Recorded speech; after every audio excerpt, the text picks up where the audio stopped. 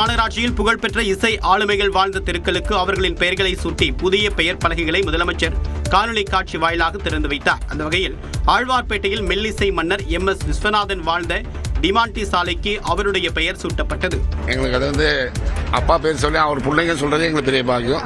இன்னும் பல ஆண்டுகள் பல நூற்றாண்டுகள் அந்த பேர் இருக்கும்போது நம்ம சந்ததிகள் அதுக்கான ஜென்ரேஷனுக்குலாம் இது யாரு என்னன்னு கேட்க தோணும்.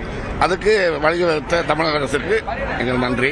சென்னை மந்தைவெளிப்பாக்கம் கிழக்கு வட்ட சாலைக்கு இசை செல்வர் சீர்காழி கோவிந்தராஜன் பெயர் சூட்டப்பட்டுள்ளது. நல்ல இசை பாதையை அந்த வழியா போறவங்க எல்லாம் அவர் பேரை பார்த்தோன்னு ஓஹோ நல்ல பாட்டுல பாடுவாரு, ரொம்ப மனிதாபிமானன் பேர் வாங்கினவராச்சே, ரொம்ப பண்பாளர்னு இசைத்துறையில பேர் வாங்கினவராச்சேன்னு அவர்கள் எல்லாம் போற்றி அதை பின்பற்றக்கூடிய வகையில் இந்த சாலையை பெயரிடுதல்.